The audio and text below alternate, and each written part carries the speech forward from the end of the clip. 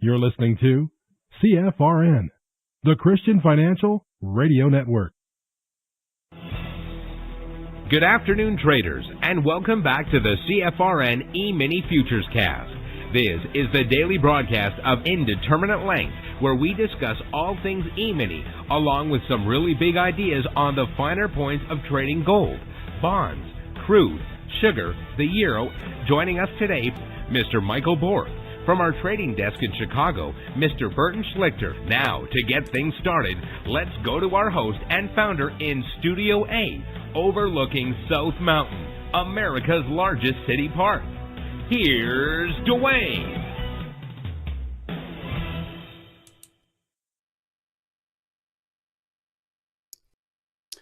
Good afternoon. Welcome back. Today is Friday, 3rd day of November, 2023. Thanks so much for joining us. Whoever you are, wherever you are, we're just glad to have you right here, right now. Garrett is going to join us today, 15 minutes into the broadcast. So I'm going to move kind of quickly, skip over some of the things I normally say at the beginning of the broadcast, which is a relief. So we're just going to get straight into our daily devotional and a word of prayer. And by that time, it should be Garrett time. Okay. The topic of our devotion for this week and into Monday is the power of a simple prayer. Our scripture today, 1 Thessalonians 5:18. I'm sharing it from the Message translation. Be cheerful no matter what. Pray all the time. Thank God no matter what happens. This is the way God wants you, who belong to Christ Jesus, to live. Again, that was 1 Thessalonians 5:18. Thanks. What does that word mean to you? Well, just the word can lift the spirit. To say thanks is to celebrate a gift, something, anything, animals, ball spots, chocolate, dictionaries. To say thanks is to cross the tracks from have not to have much, from the excluded to the recruited. Thanks proclaims, I'm not disadvantaged, disabled, victimized, scandalized, forgotten, or ignored. I am blessed. Gratitude is a dialysis of sorts. It flushes the self-pity out of our systems. In Scripture, the idea of giving thanks is not a suggestion or recommendation. It is a command. It carries the same weight as love your neighbor and give to the poor. More than 100 times, either by imperative or example, the Bible commands us to be thankful. If quantity implies gravity, God takes thanksgiving seriously. Jesus himself was robustly thankful. He was thankful when Mary interrupted the party with perfume, when he hugged children and blessed babies and watched blind people look at their first sunsets. Jesus was thankful. When the disciples returned from their first mission trip, he rejoiced. I thank you, Father, Lord of heaven and earth. Luke 10:21. Remember those two words, thank you. Don't be too quick in your assessment of God's gifts to you. Just thank Him. Moment by moment, day by day.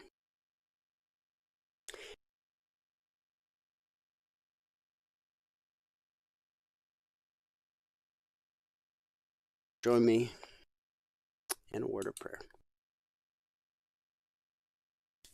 Heavenly Father, we come before you with hearts full of gratitude, mindful of the words we just read in 1 Thessalonians that encourages us to give thanks in all circumstances.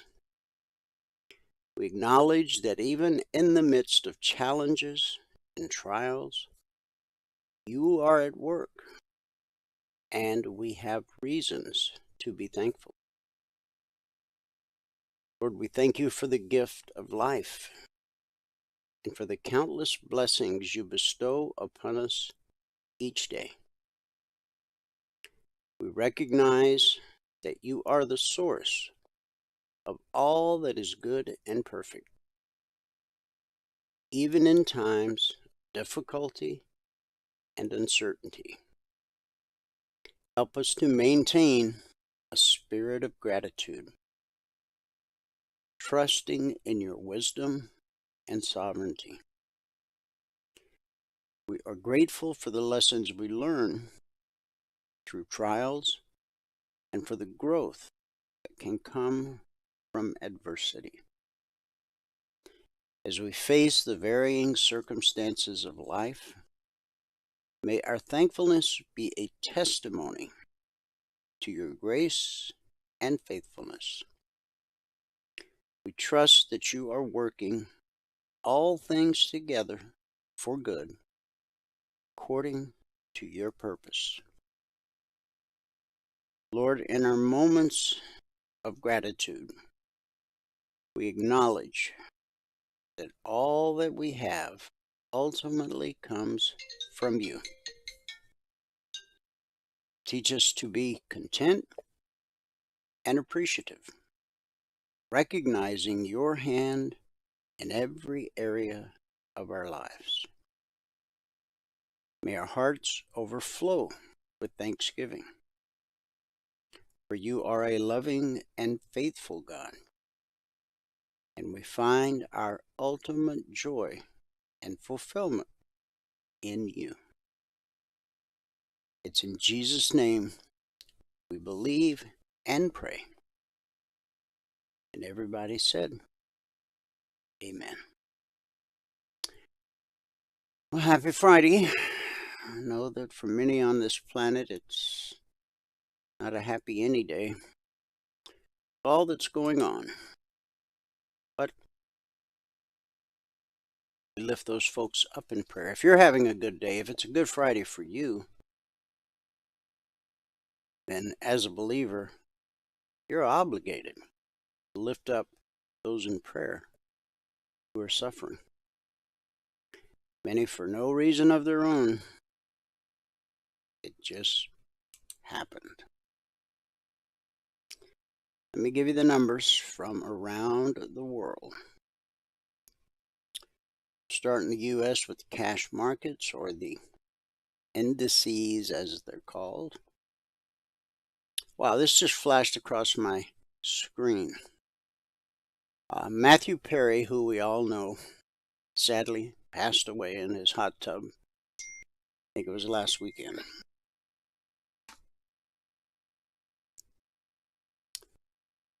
He reportedly got $20 million a year in residual payments from the TV show Friends. Wow. Now, of course, it was one of the most popular television programs of all time. Did 10 seasons. And this many years later, after they went off the air and went into syndication, $20 million a year. So that's a great deal. Anyway, back to the numbers. That just caught my eye. The Dow's up 242 points. NASDAQ is up 160, which is almost 1.25%. S&P 500 is up 44 points, just over 1%. And the Russell 2000 is up 49 points, almost 3%. That's a lot of green. In the commodity basket, crude oil down 58 cents, trading 81.88 last. Gold up $6.90, trading $2,000.40 last. Silver 42 cents, trading 23.26 last. That's a gain of 1.75%.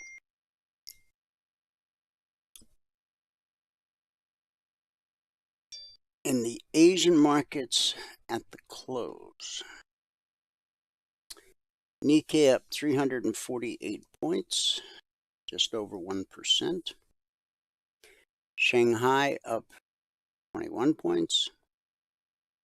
The Hang Seng up 433. That's a gain of 2.5%.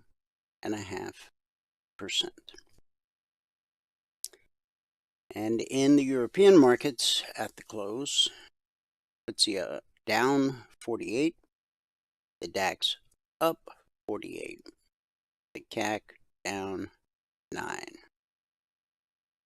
Continued quiet thin trade in the European markets. It's been that way now for a couple weeks. So it was a rock solid green day in Asia, mixed day in the UK, and it's a rock solid green radio Friday here in the US of A. So let me check, see if Garrett has made it in yet.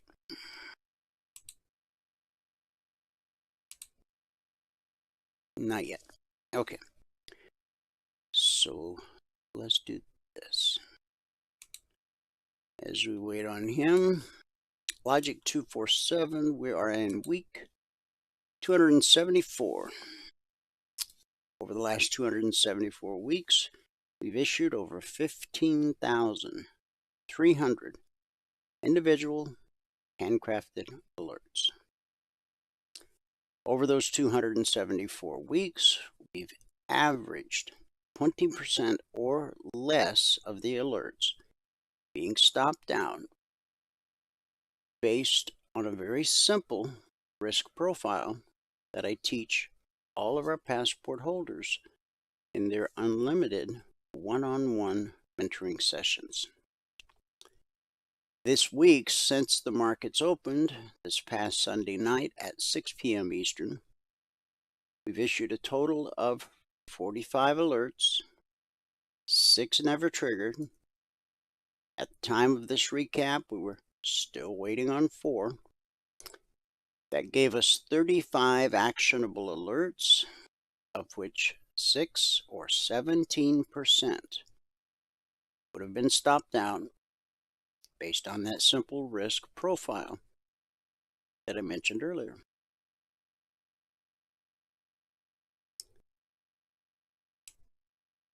Still checking on Garrett. No, he'll be here in a minute. Okay. All right. Now, as you know, the logic alerts can come out around the clock anytime, 2 a.m., 2 p.m. Futures trade around the clock. We have traders around the globe. But our original alert service, the concierge trade alerts, are a little bit different. They don't come out around the clock. They are posted as a static report shortly after the Globex Open each evening. last night. Got them out at 6:20 p.m. Eastern. The Friday session begins Thursday night at 6 p.m. Eastern, just as the Monday session will begin this coming Sunday night at 6 p.m. Eastern. Now, all members and trial members received these targets last night. If you're not a member or a trial member, this broadcast is open to the public, unlike the first broadcast of the day, our live training room. So if you want to grab a screenshot, go right ahead. If you're watching after the fact on our YouTube channel, just hit the pause button, jot down whatever markets are important to you. Now, Garrett's going to join us, so if he gets on, I think he just did. So we'll finish up the recap after Michael comes on and gives us a recap of the live training room. Then we'll go live on 30 minutes, for 30 minutes on the TradingView platform. Garrett, you need to just unmute yourself. And I'm going to make you the presenter. Hey, there we go. How are you? Good morning. I'm good. How are you? Good. Yeah. Okay, you should have a pop-up there that says... I do. Look at that. I'll click on it and boom. let me... There's your charts. Look at that already, huh? Right. Good job. I prepared some charts for yesterday, and some of these are out of my most recent observations, which was a pretty thorough one. And these came out of there. And I was just, because we had moved down to that 4100 area, we were down at a support level. We were down by or a little bit below the 200-day moving averages, and crashes come from lows. So when there, you got to kind of be aware of that. In the observations, I said I think we're going to bottom here, and gave some targets, and bottom we have, at least so far. This is just 1929 on a line on close, and I was just looking at it, and of course I've studied that a lot. And 1987 and 1929 were very similar. I mean, in many ways, almost down to the day. But you can see the patterns here. And then I was looking at 2000, and which was a weird one. It happened. It happened in a month, but of course, this part of the crash happened pretty quickly, and so did this. So I threw that one in there. A little bit different, but same idea: down, up, down, bounce, and then down again. And that's a similar pattern in all of them. So I don't think we have to worry about that just yet. This is. Well, this is not going to be good because you probably can't read it, but this covers the period. Yeah, the covers the period. I found this very interesting. It's titled the S&P versus pundits, market pundits, and this is 2012 to 2018. And there's a lot of pretty good people in here.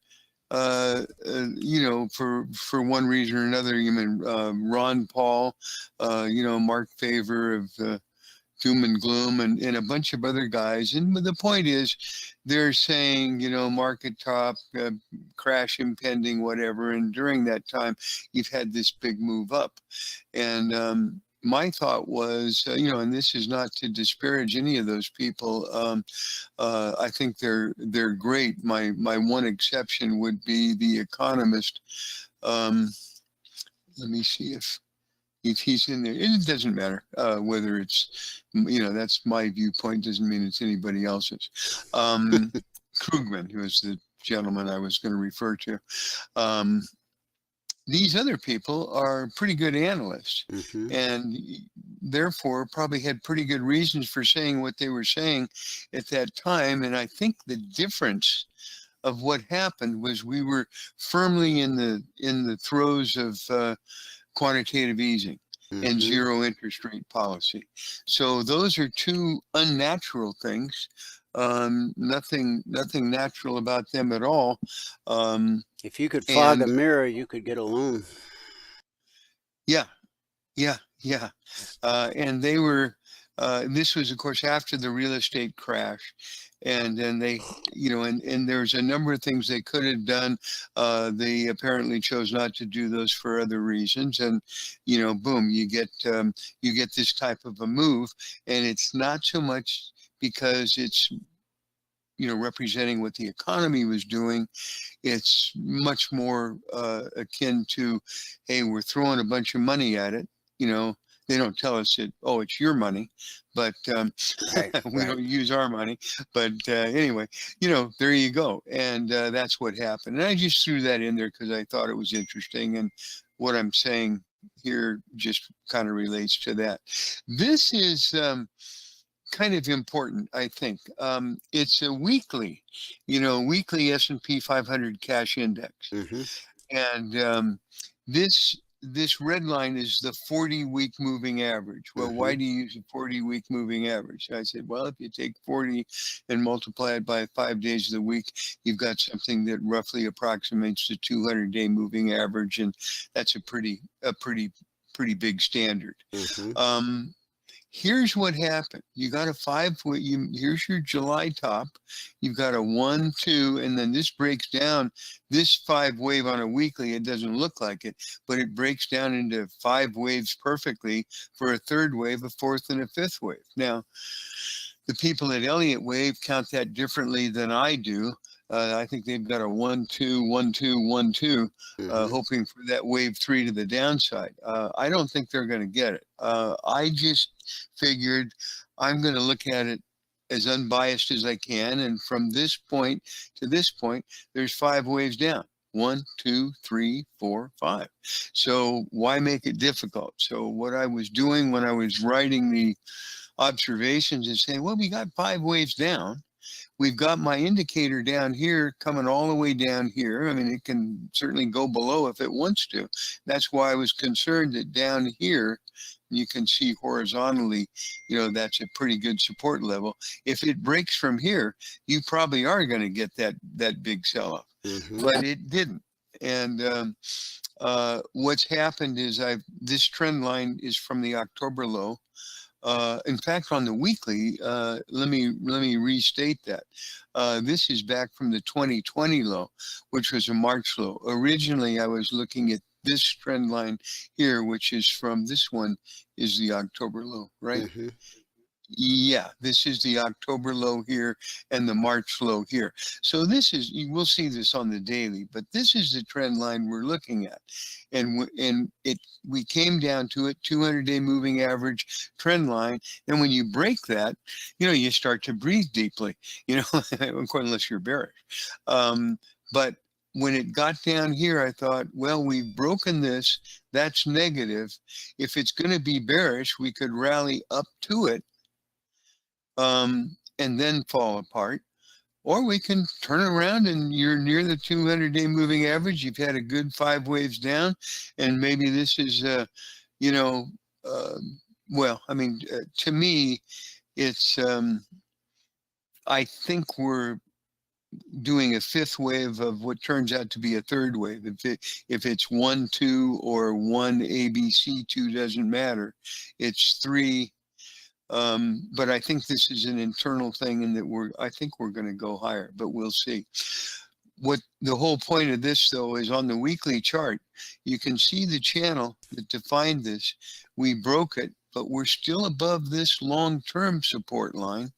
And this is a pretty robust rally that we've been getting. So anyway, the weekly looks good until proven otherwise. This is just the NASDAQ, and I was throwing that in because it's kind of the lead market. This is kind of an assumed bullish count, but I wanted to point it out because the count's pretty clear. You know, if this is a wave 4 low back in October of last year, we've got a 1, 2, 3, 4, 5 ABC down to a 2, another 1, 2, a 1, 2 here. This probably drives people nuts who aren't really familiar with Elliott wave, and I understand that. And it may drive people that are familiar with Elliott wave nuts too. I don't know, but anyway, it looks pretty clean. 1, 2. This is a big 3 wave up, 4, and then 5, and then you finished it at this high here, which is your July high, July 27th, Right. and then you've got yourself. If it's going to be bullish, you've got a series of ABCs. That's how that works out. And that would be ABC for a big A B, ABC for a small A, ABC B, ABC C. That's a wave 4. And that would be, again, of this big third wave, 3, 4. And now we're going to finish a wave 1 here somewhere of wave 5 and get a 2 and a 3 and a 4 and a 5 and go to a new high if that's what's going to happen. The NASDAQ kind of gives you that possibility. Let me just see where we are. Let's move along here. And then I wanted to say, you could see how clear that bullish case was. Here's a weekly, and this was before I was coming up with the observations and just saying that, you know, if somebody invited me to speak at the New York Technical Analyst Society, and they'd say, you know, we've got somebody who's bullish, we want you to be bearish, or we've got somebody who's bearish, we want you to be bullish.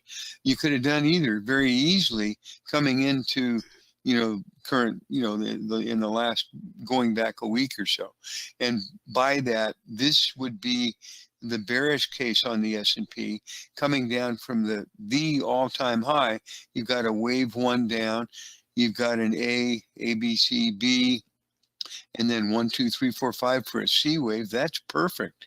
That's a wave 2. Then you've got a 1, 2, and then a 1, 2, and another 1, 2, and then you're expecting a big third wave down. And up until this point over here, this is perfect. And you broke your channel, which should be bearish. Now, on we're the up futures above that chart, now. we've been tracking huge head and shoulders pattern on the futures for quite some time. Interesting that I also saw one there on the cash market on the weekly. We came so close to hitting our final target on that head and shoulders pattern on the daily. You know, I think S&P futures. I think I've got your head and shoulders coming up somewhere here. I forgot where I put it. If I didn't, I'm gonna. Oh, here you go. This is now. I don't know if this is the same one you're talking about. Well, ours is on the futures chart, so it's going to look a little different. Yeah, I mean, you're over here, I presume. Yes. Coming off the July top. Yep. Yeah. So that's interesting. And our target was from top of the head to the neckline, and another reason was about 4105. Yeah. Yeah. And that would be a logical target. And by the way, we didn't get down there, but we got down close enough to it, huh? Oh, we got real close. Yeah. Yeah. So we'll revisit that. The NASDAQ, here's the bearish case. Here's the bullish case. And I used the NASDAQ, and we've already done that. But again, if that's a big wave 4 low, then you've got a 1, 2, 1, 2, and then, you know, here you can see the bullish case. And right now, when you look at this chart, if you come in unbiased and you forget all the things that are going on in the world and you just look at the chart, you go, well, we ran up here, we made a high. We've got an AB, and then what would clear, if it's going to be bullish, a smaller ABC for a C wave, which is a wave 4. And gosh, it came down to the moving average here, hit it perfectly, and now we're taking off. We're going to make a new high. And to me, unless they decide to blow up the world and Armageddon happens in the next few weeks. And who knows? It seems to be happening now and the market's going up. So maybe it doesn't even matter. But to me, it looks like unless there's something that gets in the way of this seriously, we've got a shot to go up and make a higher high here. So that's the bullish case. Now, this is the daily on the S&P, and I thought, I'd throw that in there. I was hoping for a divergent buy signal here. Didn't get it because there was more selling pressure over here than over here. So that's why when it was coming down here, you kind of had to be you had to kind of keep your eyes and ears open because again, if you're going to have a crash and you've got this, world war, working on a world war situation going on, that's the kind of stuff that can be pretty negative. So you have to be pretty wary there. But what happened is I got a buy signal right there coming off about here. My inner lines are confirming that and turning. And other things were turning, and I don't have the 200-day moving average on here, but if I did, that's coming in there, and you've got this down channel again. Yep. After this point, you can create this line and parallel it off your prior wave 4 low, and then at this point it doesn't mean anything. But it's starting to mean something about here, and then you come down and hit it. So it's like, boy, we hit the line, we've got the moving average. Well, this isn't the, I'd love to have a divergent buy. We didn't get that, but you got to buy nonetheless. Now, I think I'll get to this in a little bit, and I'll show you why I was looking for a 43.25 target today, and I'll show you why in just a bit. Let me know if we're running out of time. We've still got about 15 minutes. Yeah, this is probably going to work out perfectly. This is gold. Hey, Armageddon, World War III, gold should be going up. Well, apparently it is. So nobody cared, apparently, at the recent October low last month. Gold's down here. All sorts of things are happening that you would think would make gold go up, and lo and behold, for whatever reason, it didn't. Then all of a sudden we get a run, and we run up to a 618. And oh, by the way, we run up to it perfectly, don't we? Yep. And now we've reversed that and come down to the 50%. Well, let's look at the other chart I wanted to show you. This is just gold. I mean, that's gold. That's the commodity itself. Gotcha. This is GDXJ. What's GDXJ? Well, GDXJ is the junior gold mining stocks. So, if gold's going up, I think you can make an argument that this is where the speculative players might go in gold. I mean, those that aren't buying the futures. Right. They might want to go in and buy the stocks because, boy, if gold really gets going, the stocks can outperform gold. Now the reality on that in real life is if you've known and followed gold for 5 decades like I have, you find that the early move should be in the stocks. Buy the stocks early in the move, and late in the move, you buy the commodity itself. And that's just the issue with gold is the time span required to first locate the asset and then to bring it out of the ground and process it. That's a big time frame, Yeah, and you got another thing going on. 10 years, and that's if you get lucky on the finding part. Identifying the resource. Sure. And you've got, the other thing is now you've got interest rates not doing what they've been doing, which is being at zero. At zero, gold doesn't have much competition. It can compete cleanly. But now with interest rates, if you can get 5, 6, 7, 8% somewhere, and you're looking at gold, now it's a question of, gee, do I want to take the risk and buy gold, or do I want to get 5, 6, 7, 8% return? This is because, gold goes up with inflation, as we saw in the late 70s, and it went up with interest rates. But it ultimately that stopped. And if people believe in bonds and the government and the good faith and credit of the United States, which they did to some degree, a greater degree than they are now. A lot of banks did, and that's why they failed, because they bought treasuries, and then the Fed started raising those rates time after time after time.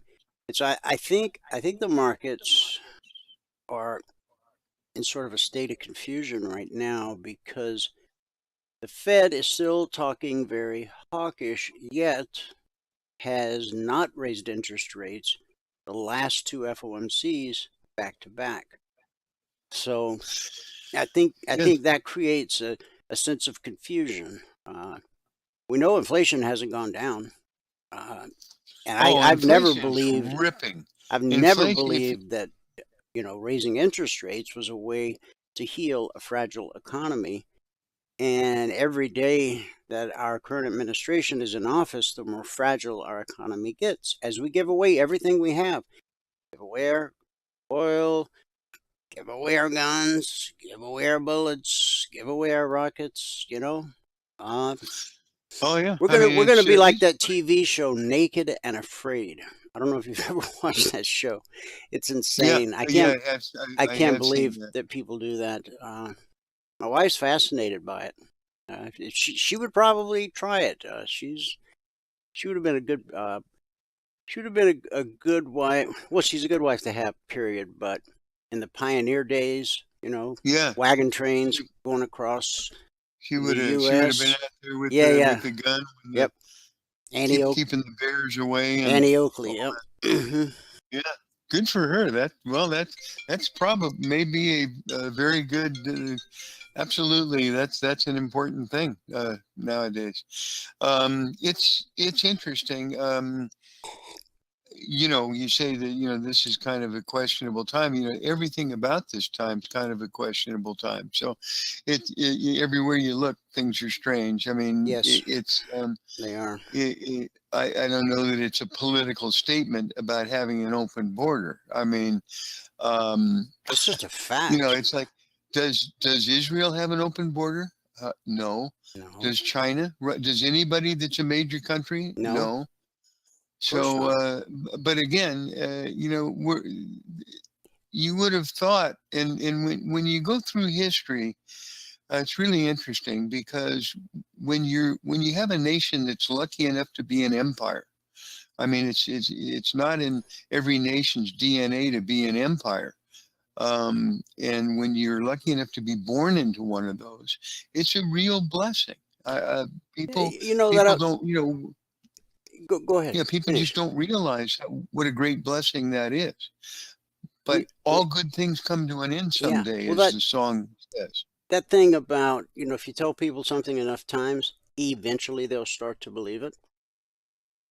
Tell them a lie. From Mayorkas to Biden to what's her name?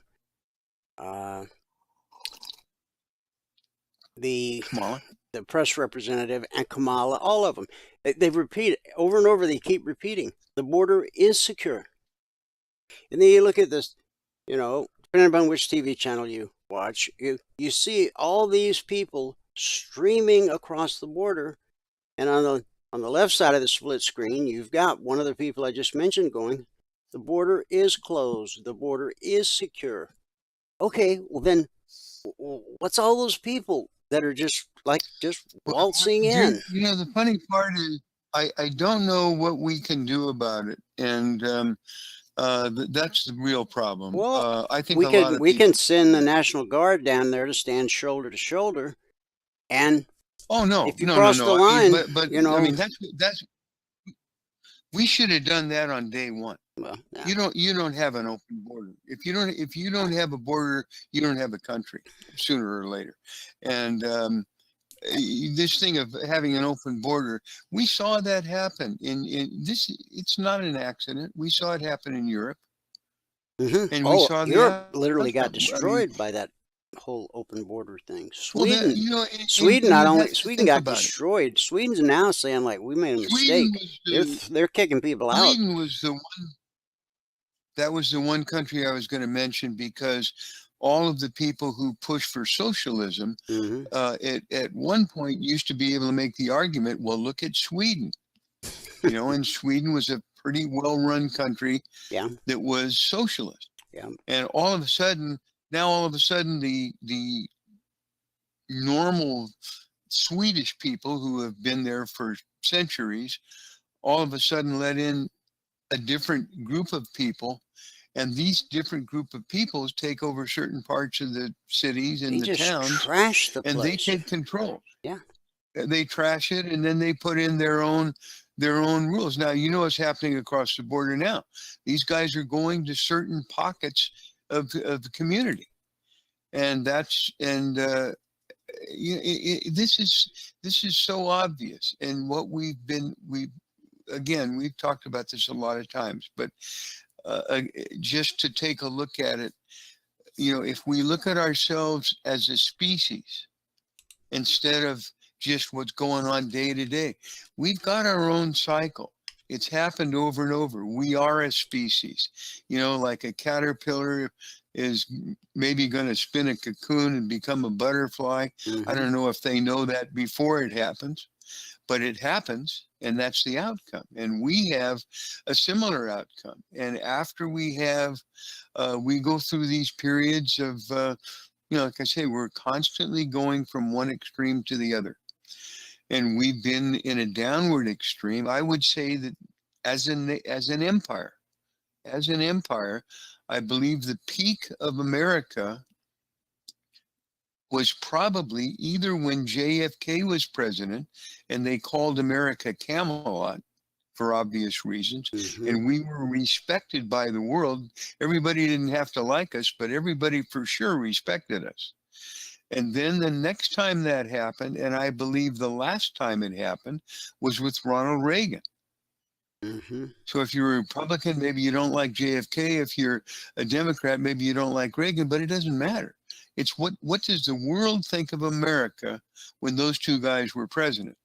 Number one, whether they liked America or not, they darn sure respected America in both times. Yep. And that's what we've lost. We've lost respect on the world stage. We're a laughing stock. Well, you know, and rightfully so. You respect isn't given; it's earned. That's right. You got to earn respect. You've done everything to earn disdain. Yep. And people, and being in the world being let down by us. And you can't pay people to like you. You can't pay people to respect you. I think we found that out when we sent all those pallets of cash to Iran. Mr. Obama orchestrated insanity. It's endless. You know, we've got an endless number of things, and the problem is that they're all negative. You've got an endless number of major negative things. That's not a natural occurrence. That's these things. But I'll tell you what is natural about it.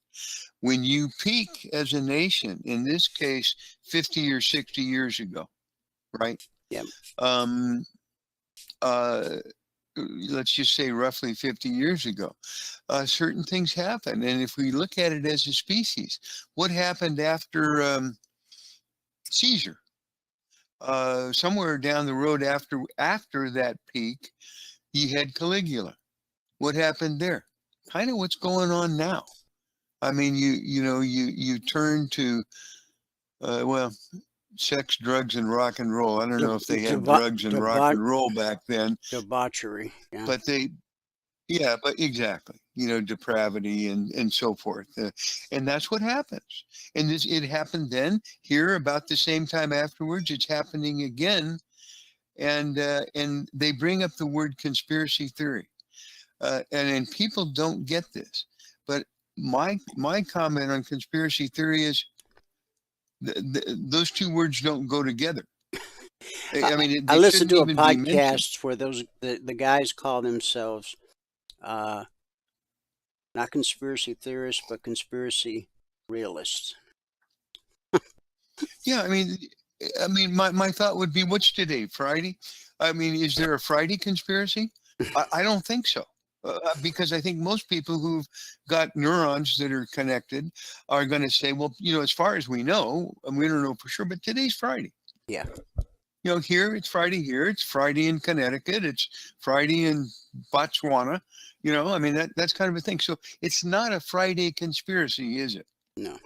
If you put Friday and conspiracy together, you've probably got other challenges. I mean, it's not a conspiracy. Yeah. You know what I'm saying? Yeah. Conspiracy is not a theory. Conspiracy is a fact. I mean, do you suppose that Caesar, we were talking about Caesar, pretty good example. You'd think if you asked Caesar whether there was conspiracy, what do you think his answer would be? I mean, when his last words were "et tu, Brute," you too, Brutus, you, my friend, as Brutus is stabbing him, you think Caesar's going to say there's a conspiracy? I'm thinking he probably would. And do you think maybe JFK would say there was a conspiracy? How about Reagan? He got a bullet. Yeah. I'll bet you Nancy Reagan might say it. And how about who's that other guy? Jesus, that Jesus fella. Remember him? Mm-hmm. Yeah. I mean, you think he would say there was conspiracy? I mean, conspiracy is part of the cycle. Sadly, it's part of our existence. Yep. And we're on a planet of cycles. And what's that mean? It means that we're constantly going from one extreme to the other. And it doesn't matter whether it's boom or bust, or rich or poor, or smart or dumb, or good or evil. Yep. We're doing all of those. So the nicest thing that we could do for ourselves is to recognize that. And yet I think the good Lord made things the way they are, because on some level it may, oddly enough, be what sustains us. In other words, when we go through these bad periods, maybe we have to eliminate the number of people on the planet, or at least eliminate some stuff. And trials should be viewed as learning experiences. Our time is up, brother, for today. Michael's here to do the recap of the live training room, but let me know what day next week you can come back, and you can come Monday if you want. Okay, and we'll finish this up. Yeah, sure. That would be fun. I was going to kid you and say, "Oh my gosh, my special magic chart. We're not going to be able to see that now," and I'm just kidding. So sure, Monday or sometime next week would be great. It's always great to visit with you, Dwayne. Thanks, Garrett. Are always you a around pleasure. this weekend? I'll be here. Yeah, just give me a call. Okay, good deal. I'll be here. Thanks so much, everybody. Have a good weekend. Thanks for letting me share some time. Thanks for you coming. I appreciate it. Okay, man. All right, Michael. If you're ready, you can take it away. All right. I am ready. There is something that's been taking a little extra time today. And there it is. Okay, it's up. I can take it away. So, TradingView. Okay, we're not seeing your chart yet. Punishment again. Not yet. Here it is. You're being punished again by TradingView? You see him now? Yeah, I can see him now. Okay. I sent him a response asking him what exactly it is that I did this time. So we'll see. So we won't be going live on TradingView today? We're already live. Well, I mean, that part of it isn't going to change. I just can't post any text in the things. You can, I can't. Well, I'm the one that's been doing the majority of the posting, so I'm wondering. In the morning, I post one thing in the morning, and the one thing that I post in the morning says, basically, it says, take the free trial. Welcome everyone. Please feel free to ask any questions you might have. We have them all answered as we have time. You could see in here, we do it every day from 9:15 to 11:30. Sign up for the free trial at the link in the signature field under the charts to see the rest of the day and a whole week more. It really is free. The only way to access indicators is through the free trial. He said I violated something in that. Huh. It's weird. So, yes. Okay. Well, so I sent him a response asking why, and tell me exactly what I did wrong in there. Is it the free trial mention? And yeah, just tell us we'll see what not to say, and we won't say it. So I was gonna say just reword it for me so it makes sense, or so it's not gonna bother you, because I have taken out any reference to websites and anything like that. Right. Yeah, no, we've both been very careful not to put in any link. I always thought it was the links that set off their alarm bells. I mean, but we haven't been doing that. Link site. Yeah. No, we haven't done that at all. So I sent some things saying, please tell me exactly what I did wrong. Yeah, so I don't do it again. So how long is your punishment this time? It's 6 days again. 6 days? But I think that's 6 calendar days. I think 6 calendar days to 6 business days. But I can still set up for next week and all that. I'll still be able to do everything. I just won't be able to post anything. Like, at the end of every day, in the stream in the morning, I post how long it took to get the goal and where I was at. And all that anybody stuff. that's watching it live or after the fact, they can still hear you. So yeah, they can hear it. Yeah. And 2 people have. No. Okay, that's all right. I'll let you get busy. All right, go. There we go. Good afternoon, everyone. If you have not taken a free trial with us and you want to take a free trial with us, I'm sorry, I didn't see what day it is. Today is Friday, the 3rd day of November, 2023. Now, if you've not taken a free trial with us and you want to take a free trial with us, go here to mytradingiq.com and right here, sign up for your free 5-day training. Now, 9:30 to 11:30 Eastern Time. Click on that, and you'll be brought to this page. Nope, it won't be this page. Hang on, let me go click on it and I'll bring you to the right page. Okay. Let me refresh this just to make sure. Refresh it and click on that, and it'll bring you to this page. That should bring up next week. Yes, brings up next week. Bring you to this page. Just fill out this little form, and when you fill out this little form, you'll be sent a link to get into the room in the morning. Now the spreadsheet. We had a pretty good day today. We stopped out, I think, on the last trade. Got us down $100 off where we were.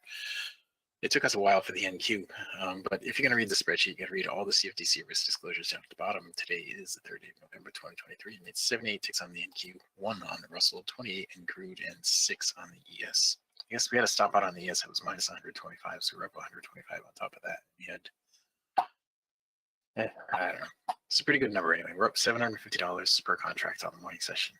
Today took 14 minutes and 3 trades to get to the goal for the day. That line was at $1,540, and I took a total of 26 trades this morning. So on a month now, we're at $1,380. That's over 4 business days, averaging $345 per contract per 2-hour business day. On the year now, we've gotten our goal on 205 out of 210 business days, and that puts us at $94,217 with 1 contract on the morning session. Okay, so over 210 business days, we're averaging $448. Right? So far on the month, this month, over 4 days, we're averaging 345, but on the year, we're averaging 448. Now, if you were to quit trading when you get your goal for the day, and you're going to add 1 contract per month, that's why we're at 11 contracts now, because we're in the 11th month, and we did manage to get our goal for the day most days this year. You would only had to work 69.25 hours, and you would have averaged $2,470 per hour on the year. Okay. All right, let's get in there and do what we can do. On the crude oil, we had some pretty good trades today. There it is. Okay, we had some pretty good trades on the crude. We had some news that came in today too. We had some high impact news today. All the news today was bad. And that's what all the news should be saying. It should all be bad. Should compare all news to 2020, but whatever, 2019. Anyway, here we go with the crude oil. This is where we started out. All right, our first trade on crude was right here. We picked up 5 ticks on that. Then this trade was right here. We picked up 1 more tick to get us to 6, and then we picked up 8 ticks there. That's where we got the goal, and we're at 14 ticks on the crude. All right, that is where we got the goal. The next trade we took was a break even here, and then we picked up 10 ticks on that one to get us to 24. There's some really nice trades through here. I didn't have a lesson plan today, but people were asking questions, so I was going through and missing some trades in here. These long green arrows, they're all killing it right now.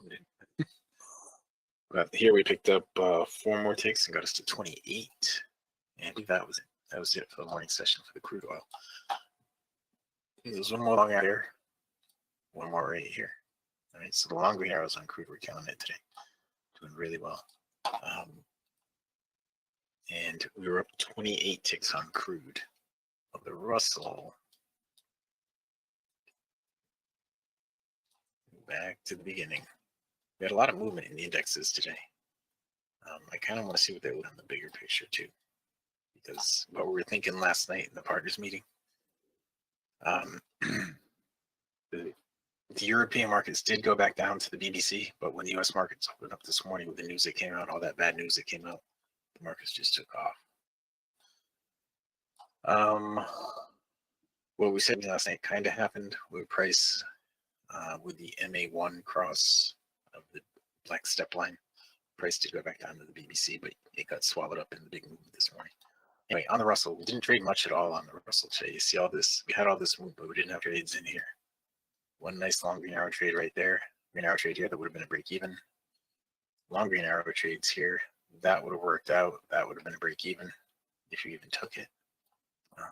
That possibly would have stopped you out. You need to get 4 ticks in profit, right? 67 down to 66.7. That would have stopped you out. That would have stopped you out. But that was, yeah, I guess I came.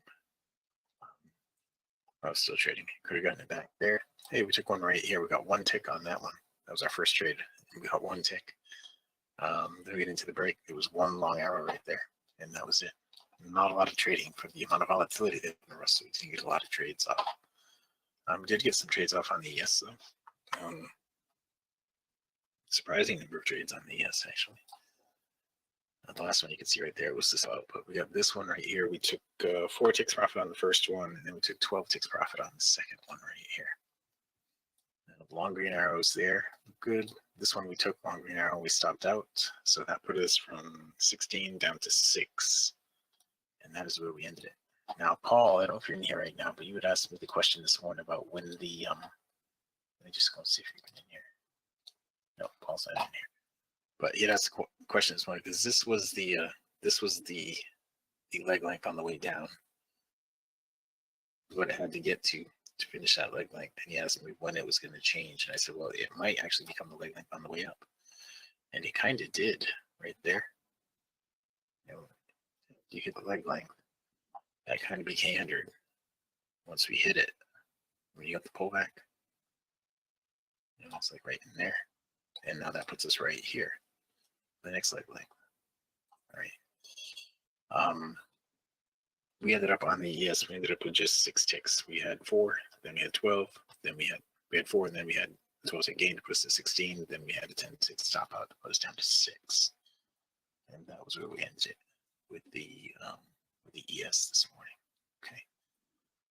On the NQ, we did have the majority of the trades on the NQ again, but most of them this morning were above 0 in the beginning. Let me start, get all the way back here.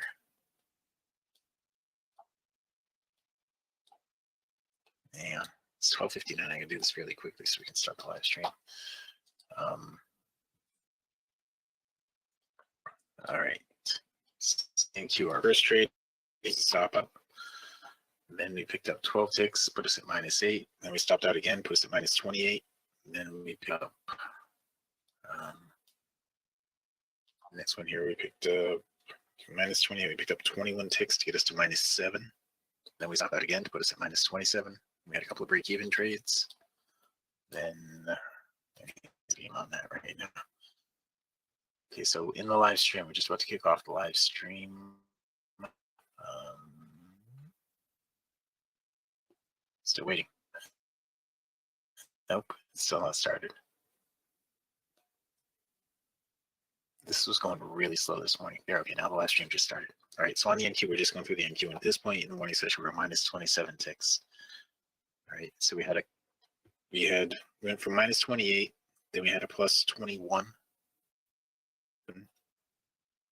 Then we had a stop up, put us back down to -7. Then we had a +7, got us to -20. Then we had a +12 that got us to -8. Then we had a break even there, then a +12 that finally got us to positive, +4. And then we had another +12 that got us to +16. Then we had another +12 that got us to 28. And then finally we had a plus that got us 58. And then we had another +12 that got us to 70. Well, you can see I was moving up in points. 3 points is what +12 is. +12 is 3 points. So we're in the live stream right now. Yes, I'm just finishing. Yeah, I just clicked it to make us live on TradingView. I'm just finishing up what we did. Yeah, I'm just finishing up what we did this morning. So wrapping it up for the morning session. Yeah, we ended right here with a break-even trade right there, and then we stopped. Now in here, this was some training that I was doing afterward, but looking at just the highest probability trades, which are the long arrows, there was one right here that there's only one really since then. But right now we're back to trading live in the live stream, so we're just gonna do this and this and this, and yeah. So on TradingView now, I don't know what I can say or do. But what I will do is just take trades as they come along. On the ES right now, we need to put in a higher swing, right? We need to get up above that level, which we just did. On the crude oil, we already put in a lower swing, so we need that to pull back up and bounce off the ribbon. On the NQ, we're in a no trade zone right here, so we need to get out of that. We're just getting out of the no trade zone over here on the Russell. Now, what I was saying before, when we finished up this morning at 11:30, I was saying the next half an hour should be pretty interesting. When European markets close, I wanted to see if the Europeans were holding down the US markets at all in the bigger picture stuff. It looks like they probably were, because we started to move up some more after this. Now, the way that this looks in the bigger picture, I mean, this is the high of the day right here on the ES. This is the high of the day. When I was going through the training earlier, there was a trade set up back here, I believe is what it was, right here. And I was looking at 82 is what we're seeing. 82 is what we're seeing in the DOM. And I drew all the, it was on the trial fellow who was drawing on his charts. And there was 86 and 80, 85 and 86 were the next levels that I drew up on his chart. I was right here and 86 was right there. And you can see in the DOM from back here. Right? That's all part of reading the DOM. And that is in Thursday's lesson plan. If you are new to us, if you're in here on the live stream, we have a lesson plan that we follow every week, day 1 through day 4, and then on Fridays we just trade. So usually Fridays, if you look at the spreadsheet, Fridays are usually bigger numbers in the totals. That was last Friday. The Friday before, the Fridays are usually bigger numbers in the totals because it's more trading than it is training in the morning. Over here on the crude right now, the crude set up a short right in here. Right now it hasn't given an arrow because it hasn't come out of the overbought. But if you drop out of the overbought, it's going to give a black arrow right now. But we already had a trade off of the ribbon right there. Okay, we already had a trade off of the ribbon. So the crude right now is going down toward the low of the day. It's not really giving anything good on the downside for it to drop down to right now. It hasn't gone enough into profit to bump the stop to break even yet. But the Russell is about to give a long trade. Not sure if it hit the ribbon right there. It needs to go down here to get the stop to break even on the crude. Okay, and the ES, one more tick there on the crude. One more tick on the crude. I just want to get the stop to break even so I can stop looking at it. Yeah, the ES has got a little bit of a long trade here. That just barely put in a higher swing. That's why I'm saying it's got a little bit of a long trade, because it just barely put in a higher swing right here. But it is, it's still a valid trade. It's going right into the high of the day. It should go through the high of the day right here, though. And that's the break even. That should go through the high of the day up to right there, 43.90 is what that should go up to. So that would be 3.5 points if it gets to 90. We're still waiting for the crude to give us 4 ticks in profit so we can bump that stop to break even. We had to trade here on the Russell as well. I didn't get the Russell trade. So I got this one right here. Okay, now I can go to break even on the crude. And the crude should drop down to right here. 80.56. I ended up break even on the crude, but it should drop down to 80.56. Okay. If you're in here in the live stream and this is the first time you're seeing this, and you want to see more of it, well, you should sign up for the free trial. Go to mytradingiq.com and sign up for the free trial right there. Okay. It's a simple process. No credit card required or anything like that. This is what the registration page looks like. No credit card required. Okay. To wrap up what I was saying as I opened up the live stream this morning, I ended up with a break even on that yesterday. This morning we ended up with 786 on the NQ, 1 on the Russell, 28 on crude, and 6 on the ES. So we're up $750 a contract this morning. It took 14 minutes and 3 trades to get to $1,540. That was with 11 contracts on. Now the reason I'm at 11 is because we're in the 11th month. And we started out the year with 1 contract, and we earned the right to trade 1 more contract every month this year. So we're now in the 11th month. We're trading 11 contracts. By the end of the month, we should be at 12. Right? So just had a break even here, and a break even here, and right here, I didn't take a trade. So this is the number I said that this was going to get down to, and it's went down to it. I didn't give you one on the ES, did I? I didn't write it in. It's 43.90 is the number on the ES. I'll draw it in for you. 43.90 is right there. That's where the ES should be going to. Crude oil now has got a new number. 80.50 is the new number. Okay, 80.50. So if we get a pullback, then you can start looking for it to get down to there at 80.50 for a target. All right, now the Russell's got a little bit of information for us, just a little bit. 71.5 and 71.5 is what the Russell's showing, and nothing on the NQ. All right, so we didn't get another trade over here, but it is going down to now. Look at anything else down below it? Not really. Not yet. 40's looking pretty good now, though. 40's looking good. I'm talking about future targets over here. 40 is a potential one. All right. Does anybody have any questions? Does anybody ask me any questions yet? Can't see. Is yes sensitivity on? Is it set to point? It might not be. Yeah, it is. It is set to 0.35. David. I know it doesn't look like it, huh? Well, that's the NQ. Sorry, it might not be. No, I'm sorry. The yes, it might be set to 0.15. It might be set to 0.15. Yeah, that was in a 4 range. Okay. There. Now we're in a no trade zone there. Thank you. There's currently heading to the US as we speak.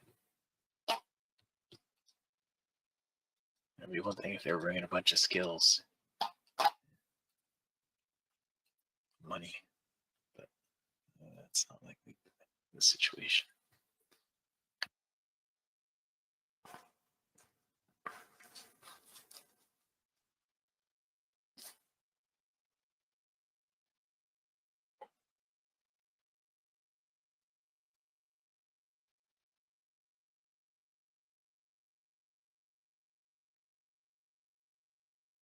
All right.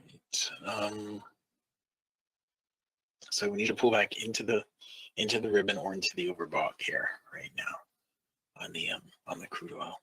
That's what we need to see over there. We need to see a higher swing here on the Russell. We're just going sideways here on the ES. We're in a no trade zone now. Thank you, David, for finding that out for me. And I'll try to apply that Ninja Trader script that you sent to me at some point today. Let's see how I am with time. The day progresses.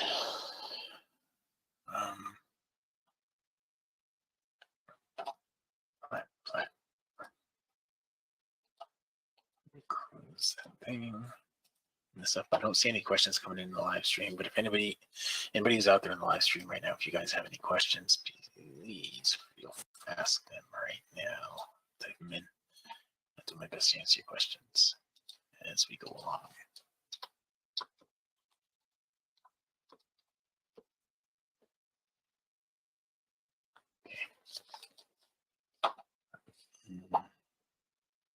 We we have a lower swing. We're back up here, but we didn't get into the overbought. We didn't hit the ribbon yet.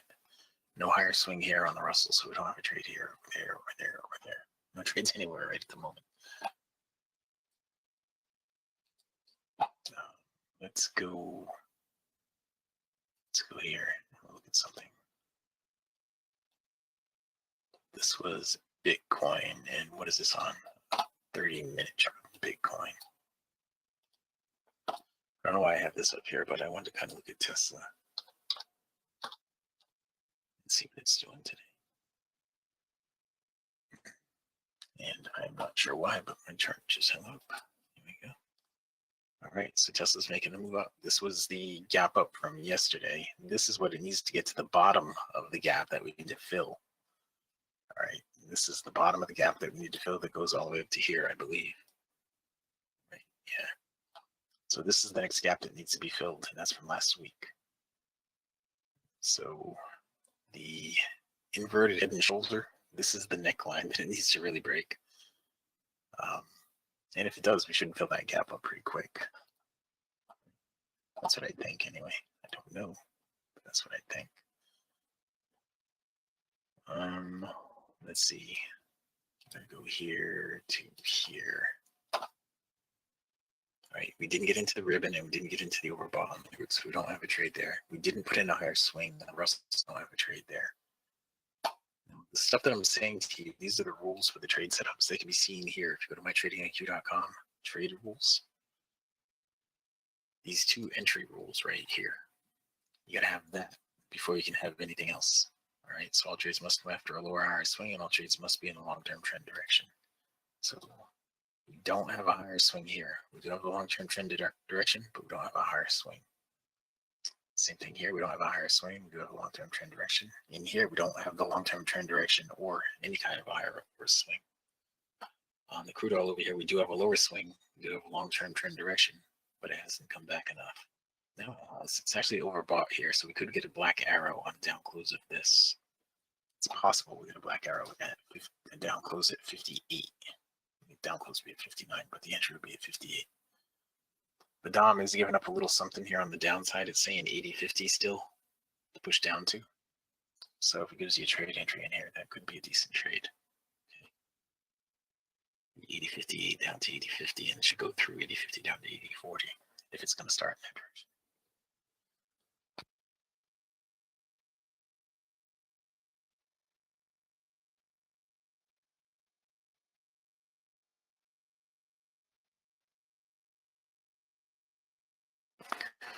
All right. Does anybody have any questions about anything now? We do not have the higher swing here. All right. Step one, all trades must have a higher or lower swing. We don't have that here.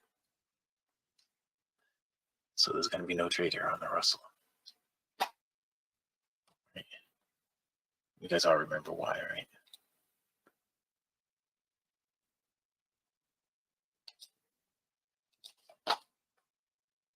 Right here. Up, down, up. It has to exceed that level to continue the trend. Now that it's pulled back, if it exceeds that level on the pullback, then it's possible it's going to change directions and start going like that. Right? This did the same thing. This did just exceed that on the pullback. Right? This did the same thing.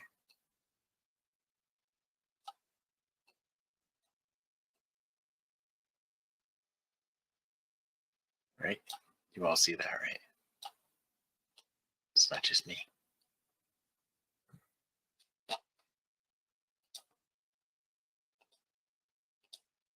All right.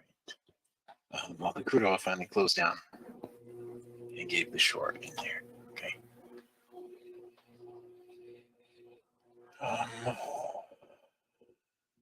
And it did go from 80.59. It dropped all the way down to 80.52. So it went 7 ticks into profit, which is enough to get your stop break even if you get the right entry on that.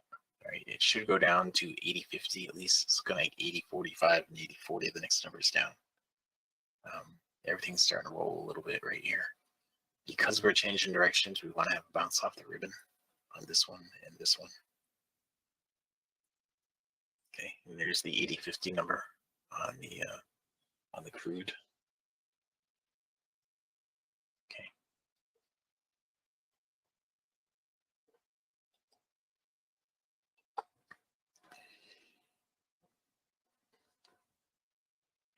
is 1:15, so we have 15 minutes left in here this morning. And hopefully we'll get something else going on. Yeah, we still have the crude trade. It's still going to go down further than it did, but it did go down to the 50 number, which was just a little below the prior swing low. I think it wants to go down lower than that though. Right. One of the things that we were looking at this morning was this right here. It was consolidating a little bit here. Which one is this? The NQ. The NQ and the ES were both doing the same thing. It was consolidating a little bit right in here. And what I did this morning, I believe I drew, yeah, I did draw this. I drew this triangle this morning. It was consolidating right inside here. I'm saying it needs to break out of the triangle. So it's going to have to go up above there and break out, or down below here and break out. And it went up above and broke out. So we're probably going to end the day with new highs. I don't think it's going to, I don't know how much it's going to sell off at this point, but I don't think it's going to be a big sell off. All right, so now we're testing the ribbon on the NQ. And we're testing the ribbon on the NQ, so we might have a shorting opportunity here coming up. It could be the highest probability of short too, so get ready for that. Right. It's going to be a long green arrow, 80.50 down to 76.50 is what it'd be right now. It looks like. Now it's probably not going to be the long green arrow, it's going to be the shorter green arrow if we get it down close and it pulls it out of the overbought. But there's no guarantee anymore. A minute ago, it would have stopped, giving us a down close a minute ago. It definitely would have been a good trade. The crude oil is finally moving down to that 40 number. And I can finally hit break even from way back then. I'm going to lock in 10 ticks on that. And I have a 30 tick target on it, but it's gone down to all these numbers that I told you about just a few minutes ago. I'm going to lock in 12 ticks on that. Now 40 was where I said a few minutes ago. I don't know if it's going to bounce right there or not. I'll lock in 14 ticks. Okay. And it took me out 14 taking the crude. All right.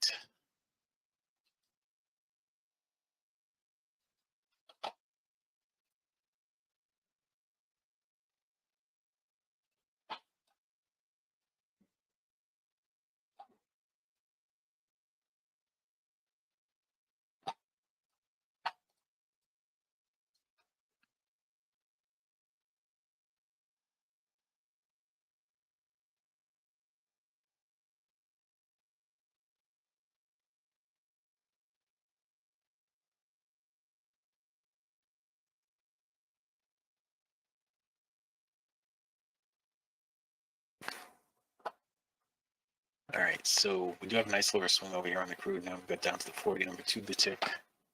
And if it's going to pull back, let's look down right now for more targets.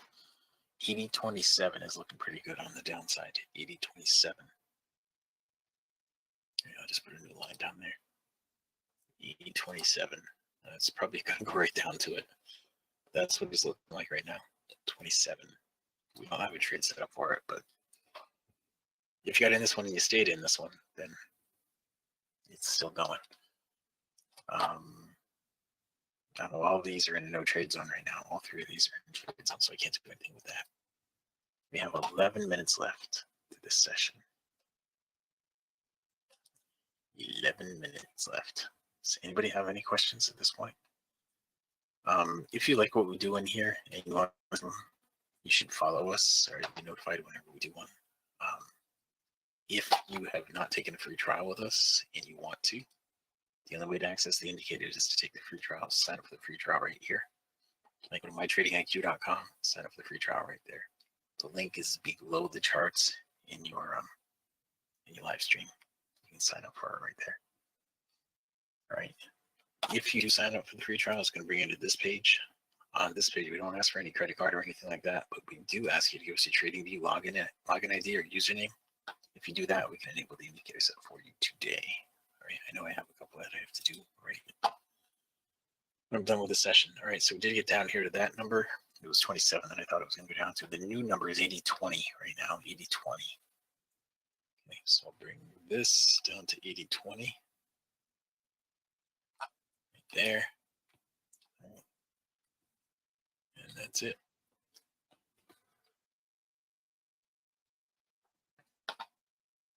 And so if you got short back here, then it's got a long way to go. I mean, it's been a nice long trade. I got 14 ticks out of it, but it's still going and going. Rachel.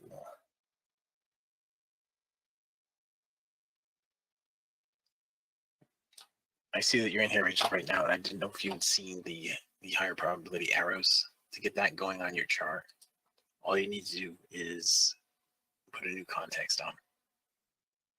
All right, your new context is going to have, you just put a new context, just go to invite only scripts, click on context. I see you in the audience, that's why I'm saying this. Go in here in your settings. Right here, it's got a momentum arrow extension right there. That is your highest probability trade. You can watch just those if you want. If you undo those things, then you just have the long green arrows, right? I think just did that right. All right, all right. Sorry, I gotta set the sensitivity right on this. Sensitivity should be set to 0.1.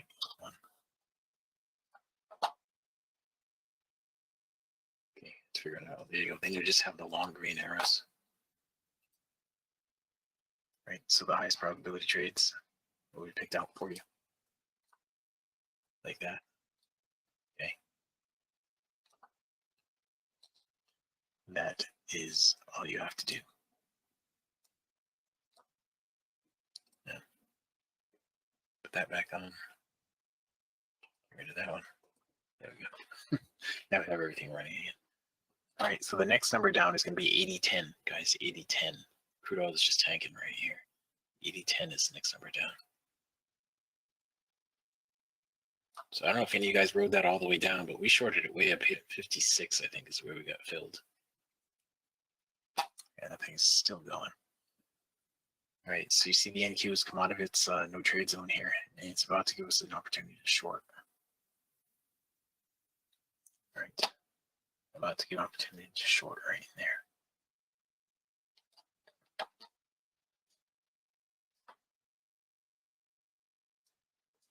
And on the Russell, we don't really have anything there. We don't really have anything there. There's no trade zones on the Russell and on the ES, so we don't have anything at all. On the crude oil, it should probably retrace some of this. Back up here to the BBC would be about a 50% retracement of what we just did. It'd be a little more, I think, than a 50%. We'll see what happens here. We want to have enough close on this bar. We want to see this get up into the overbought. And there it is in the overbought now. So we might get another trade right now on the crude. Don't forget this number down here at 80.10 is if it's going to go down there to 80.10, it'll probably keep going down to 80. Okay. So I'd definitely be looking for that down close right now on the crude. 37 down to 29 right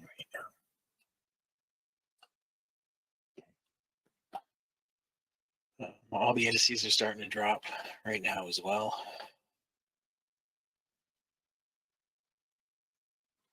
So we'll get a better feel for all that here in a few minutes. We need to have some pullbacks on those, right? So this closed all the way up to, and we're looking at a high on this of 43. Looking at the down close there, high. So the down close will be here, 36, sell 35. Okay.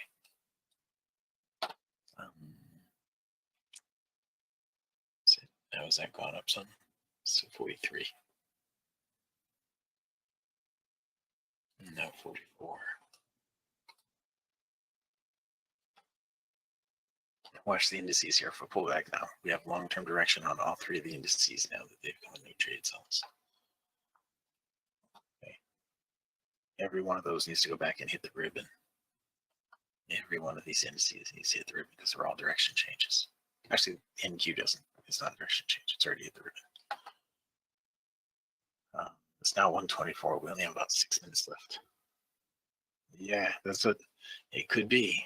It could be. I still think we're going to close outside the weekly trading zones. It's going to be the unusual week that happens. It's going to be 46 to 39 right now. I'm sorry.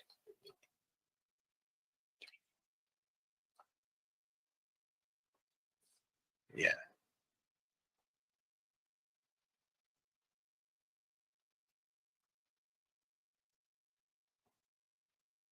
Yes. All right. So there it is on the Russell. It did pull all the way back up to the ribbon. I'm not the Russell, on the crude oil. It did pull all the way back up to the ribbon retrace. More than I thought it was going to, actually. But the next target down that it hasn't hit yet is all the way down here at 80.10. So this could be a nice trade here. Okay, it's all the way down here. Now, all my trades start out with a 30-tick profit target. So I'll just bring that up to 80, and that's 28 ticks, I guess, from where we currently are. Needs to go 4 ticks into profit and bump that stop to break even. But yeah, looking at the big picture stuff, Dwayne, that's what I was beginning to think that it just wasn't going to do it. And I thought when the European markets closed, if it was going to start dropping then, if they're holding the markets up, then we were going to see it start dropping right then. But it looks like it's taking a little bit longer. If I bring that up, look at that. This is what it looks like here. Oops, hang on, get my down visible. Sorry. Down visible on top. There we go. This is what it looks like here. I just go all the way up here, put in the high, and now this is what the candle looks like. This candle. Yep, right there, it just crossed in there. And we just got a break even on that crude trade. But the NQ just had it cross. Did the ES have it cross? The ES had it cross too. The ES is crossed too. So it should go down to the ribbon, which is still a long way away from the weekly trading zone. But down to the ribbon would be a good spot for that to go to by the end of the day, or in the next hour or two anyway. Look at the crude oil though on the 30-minute.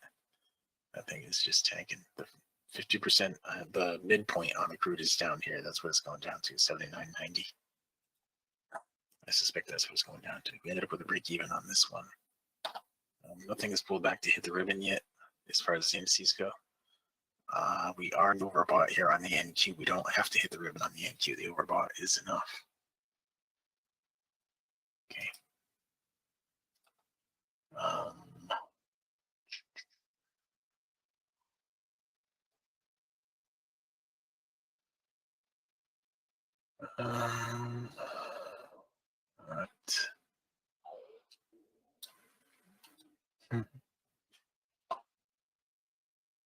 So I really think the crude is going to make another run down here and keep pushing down. On here, the midpoint is right here, 79.90. It's probably going to try to test that. On the NQ, if we get it down close here, that would be a shorting opportunity. And we only have 2 minutes left, so that'd probably be the only market that's going to give us anything else at this point.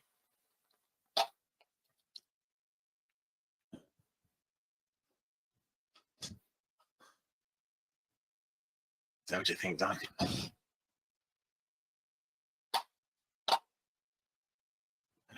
have to go back and look at all the shows. All right, so now we are testing the ribbon here on the NQ. We just need a down close. That's going to give us a long green arrow on a down close. There it is, right there. Nice probability trade. Got it on. So we'll see what it does. This is probably our last trade of the session because we are running out of time. We only have a minute left.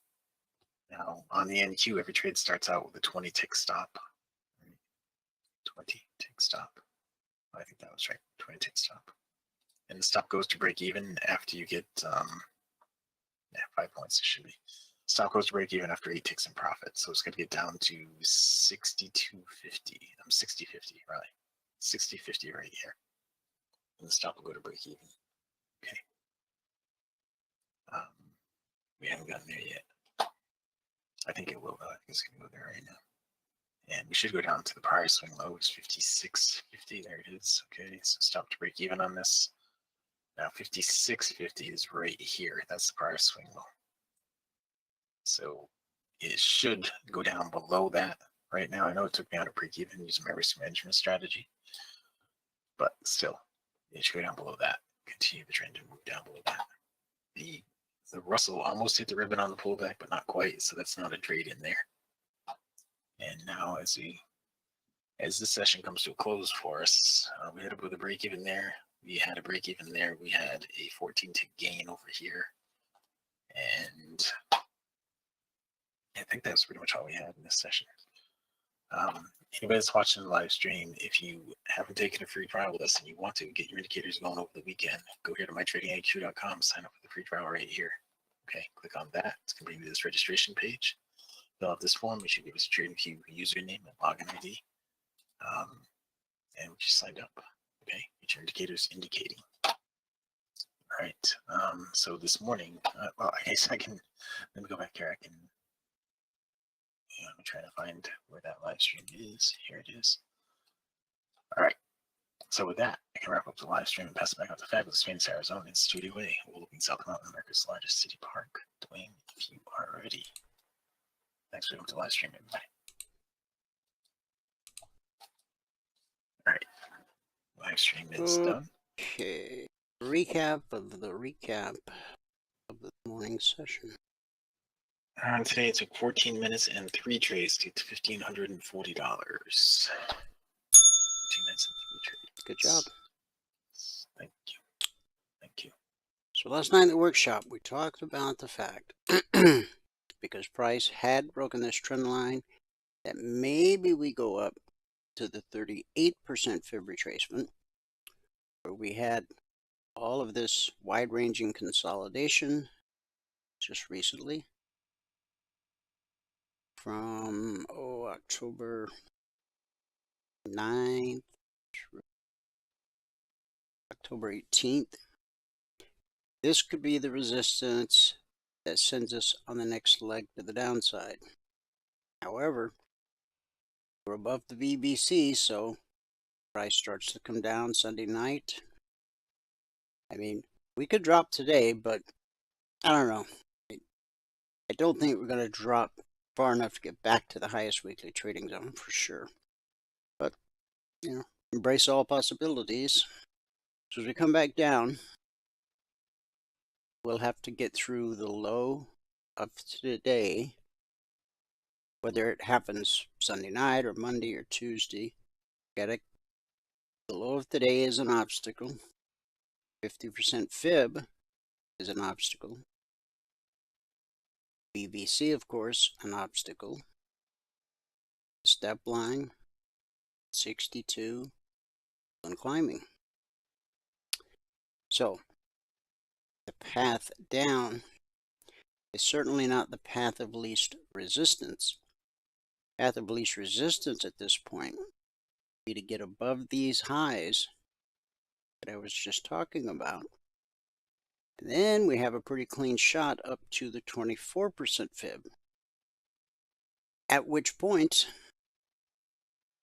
we could roll over and still end up completing that pattern. I mean, we came so close, and the fact that it's on a daily chart, some would just call it a done deal. I still think there's more on the downside. That's just an opinion, not an observation. So, all of the alerts, concierge, and logic based on the 30-minute chart. The vertical line separates today, Friday, from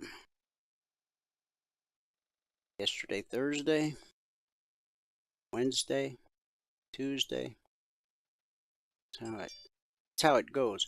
This was the highest weekly zone for the week, 4290/91. We've published the zone since December 14th of 2009. There have been a handful of weeks where we have closed above the highest weekly zone or below the lowest weekly zone. And for a couple of the markets, this may be one of those weeks. Now, if you look down here, this green line is getting ready to cross below the bias line. And if it drops far enough, it may turn blue and climbing to red and falling. Step line here has already crossed blue and climbing. So it looks like we may go back up to test this one more time. Now, on the way up, blue and climbing was your friend. Once it crossed, that's when we start looking for the pullback to the BBC.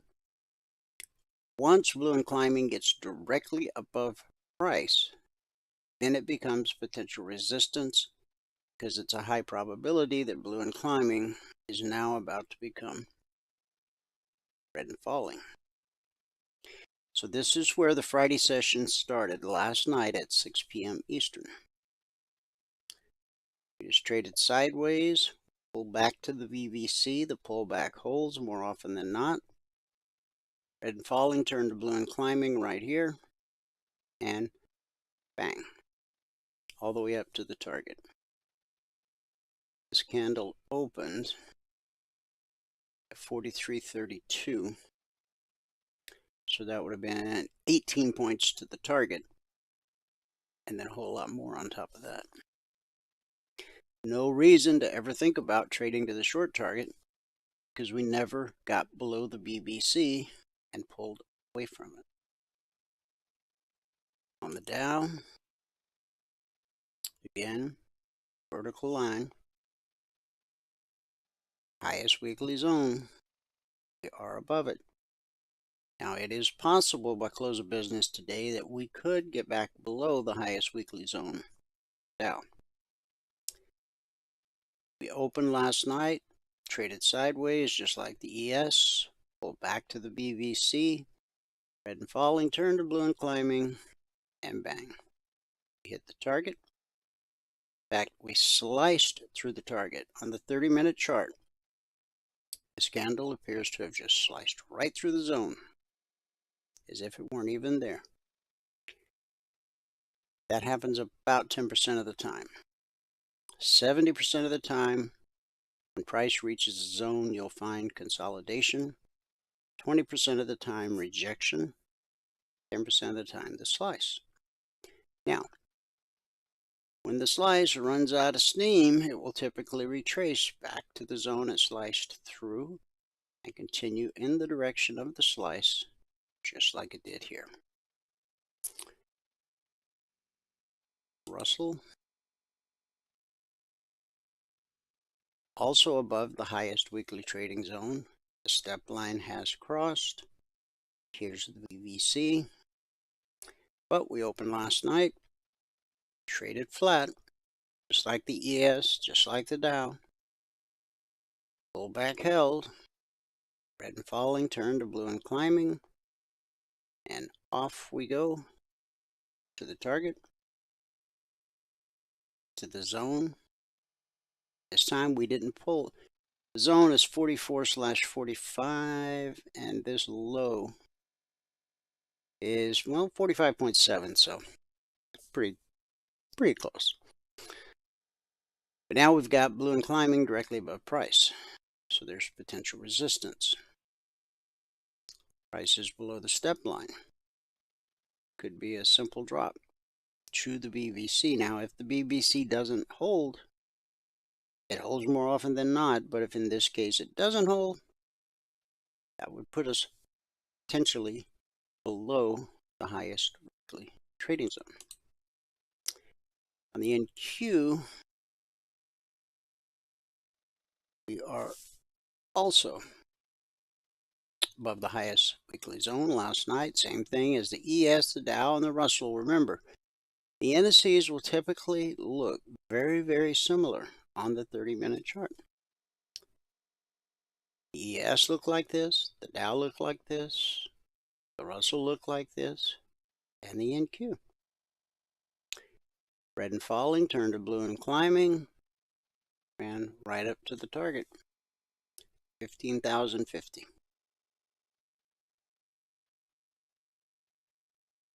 Consolidated a little bit there.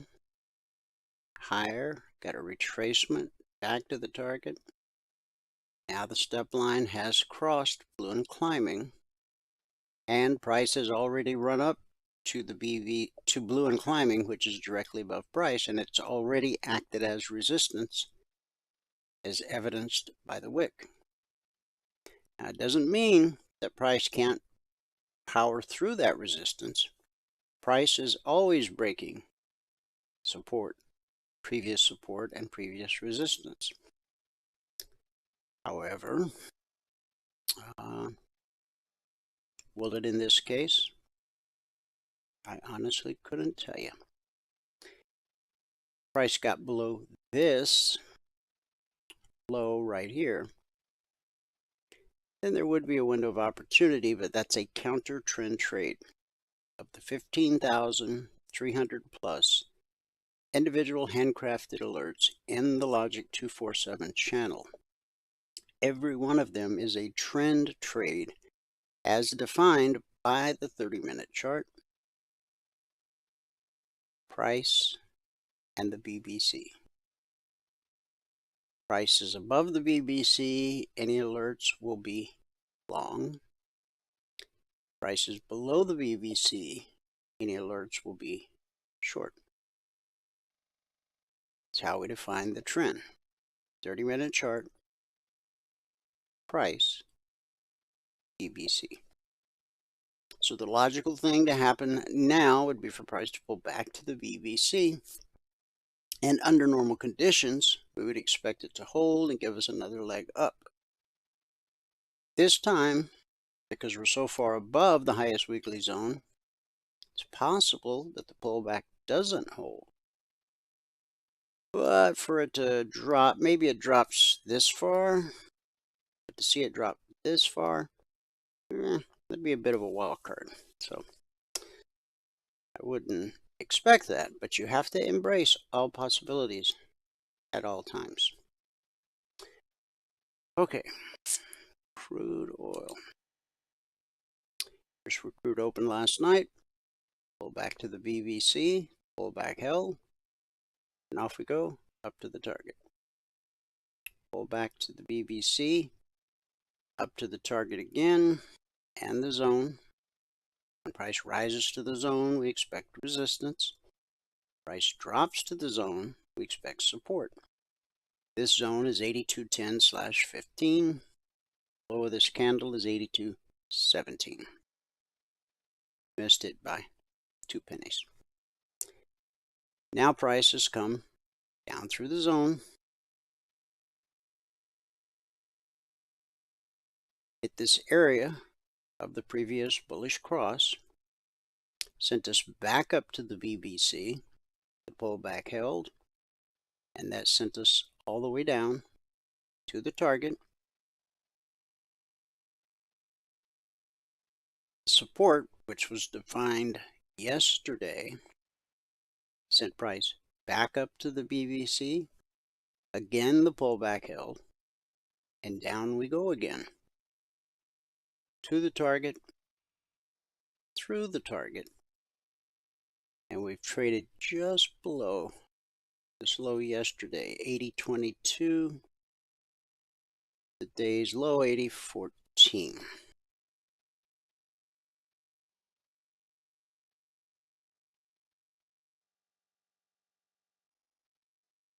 And we'd have to look really far back to determine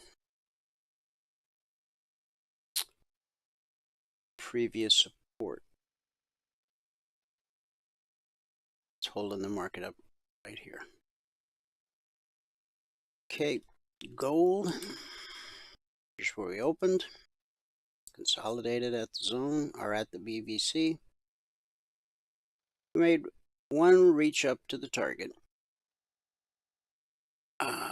From 93.3 to 95.4 in that one candle. It's $200 per contract traded in that one candle. And we pulled back to the BBC, the pullback held. That took us to the target and to the zone. Once the market finds resistance, it's going to go look for support, which it found at the BBC, which sent us back to the zone resistance, which sent us back to the BBC support, which then sent us all the way up to the zone overhead, where price ground to a halt. Now, these are the zones that were published Monday morning at 6:15 a.m. Eastern. Once the zones are published for our members and trial members on Monday morning, they do not change. They're carved in stone for the entire week. So right now, consolidating sideways. Got resistance overhead with red and falling. Support below us with the BBC and the zone. So I would not do anything right now. Price needs to either overcome support or overcome resistance. If it overcomes red and falling, then you've got potential resistance here, here, here, and of course here. Silver. Here's where we opened last night. Came right down to the target. Now with silver, it only takes 2 pennies to get your goal for the day. Bounce up to the BBC, back down to the target. Up to the BBC, and then we put in a low right here at 22.67. The zone is 64.65, so we missed it by 2 pennies. Look left, you'll find out why. Then price gets above the BBC and rips through this zone, through the target, through this zone, and then finds resistance at this zone. Once, these are 30-minute candles. Once, twice, 3 times, 4 times, 5 times, 6 times.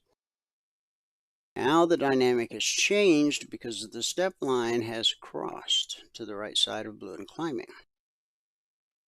So if we were to attempt another up move, blue and climbing is directly above price, so that is potential resistance.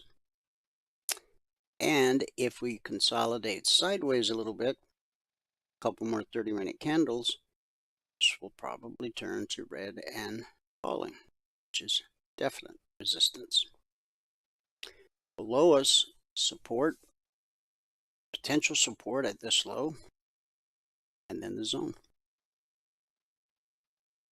And on the euro, here's where we opened last night, consolidated at the zone, hit the target, consolidated at the target, ran all the way to the zone, spiked it,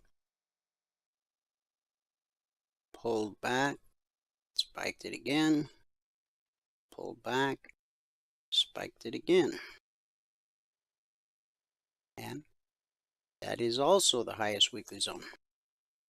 As you can see, the step line's crossed when climbing is directly above price. So I think just about every market we've looked at should anticipate going into the close lower prices. But trade what's in front of you. Be prepared for whatever actually happens. To become a lifetime member with no recurring fees, no upsells, no nonsense, go to eminifuturestrading.com. Couple mouse clicks, lifetime membership. No fine print, no asterisk. My life or yours, whichever runs out first. 9 out of 10 new traders fail because they don't have a teacher. Think of any career path possible other than being an abstract painter, where you don't need somebody to teach you how to do the job. From barista to brain surgeon, everything in between. You just need somebody to show you how to do it. 9 out of 10 traders fail because they don't have someone willing to teach them how to do it. There's plenty of people willing to sell you an indicator set and a PDF, maybe even a couple videos showing you how to use those really cool indicators. How's that been working? It hasn't. That's why the statistics are what they are. Now, Futures Magazine didn't give the reason why, it only gave the what. I did my own research to uncover the why. No teacher. So when you become a lifetime member, this is your all-access pass. Everything we do, everything we've ever done, whatever we do in the future. Now that includes the live training room every trading day, 2 hours and 15 minutes. It also includes unlimited one-on-one private mentoring, strategy, and the indicators that you own for life as a passport holder are fluid across all markets and all time frames. Futures, individual stocks, crypto, forex, ETFs. As a passport holder, you also receive the Logic 247 alerts, concierge trade alerts, and so much more. Plus, you get to attend the members only workshop every Thursday night, which we had last night. So those of you who are members and missed last night's workshop, you can get caught up over the weekend by simply going to the members only channel in Telegram, where every workshop video is placed. Everything a trader needs, all under one roof, one low price. EMiniFuturesTrading.com, that's where you get your passport. If you have any questions, call 949-42-EMINI or send an email to support@cfrn.net. Let's wrap it up with our good word for the day. Yesterday we talked about the cure for anxiety, part 1. Let us do part 2. Psalm 55:22. Cast your burden on the Lord, and he will sustain you. American author Hannah Whittle Smith tells a story that took place about 100 years ago. Yet it's as up to date as tomorrow morning's newspaper. A farmer with a horse and cart notices a man walking along with a heavy sack on his back. So he offers him a ride.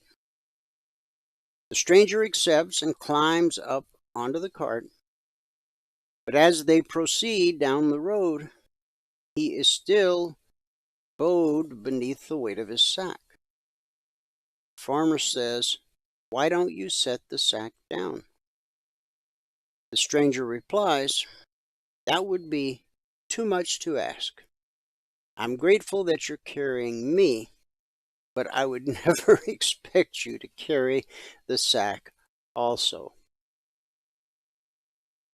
That's kind of like we don't want to refine. We don't want to drill in the U.S. and refine, pretty cleanly fossil fuel. Let's let them do that in the Mideast so we can pay exorbitant prices at the pump, because at least that way it won't pollute the earth. It makes just as much sense as that little story I just read. But that's what we do when we accept God's offer of salvation, but insist on carrying all our burdens ourselves. Cast your burden on the Lord, and he will sustain you. God won't begin working on the problem until you turn it over to him. He gets involved when he gets invited. Sadly, we wait until we're falling apart and then wonder why God doesn't help. James 4:2 explains it. You have not because you ask not. Have you asked God for help with whatever it is you're going through? Have you literally placed the problem in his hands, confident that he will work it out for your good, patiently waiting for him to do it? This doesn't mean you becoming passive and sit around doing nothing. You need to do what you believe is right and what you have peace about doing. Learn the difference between your part and God's part. And stop frustrating yourself by trying to do what only God can do. That's our good word for the day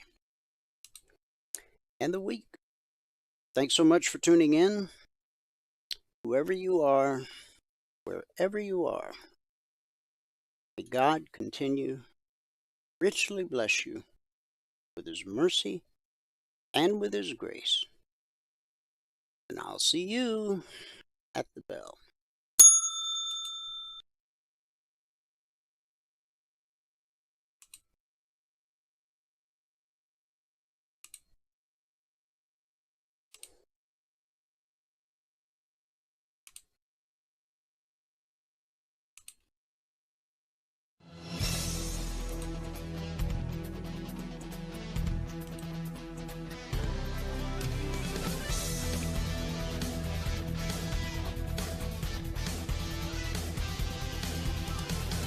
Remember this, there is no greater return on investment than to see a human life changed and given hope.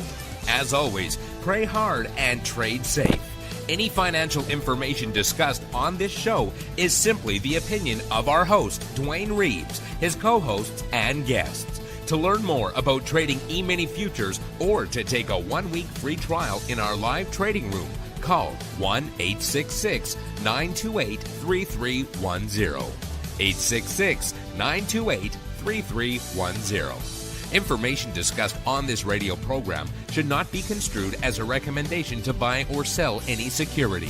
Always do your own due diligence and consult with a licensed securities broker or financial planner before making any investment decision.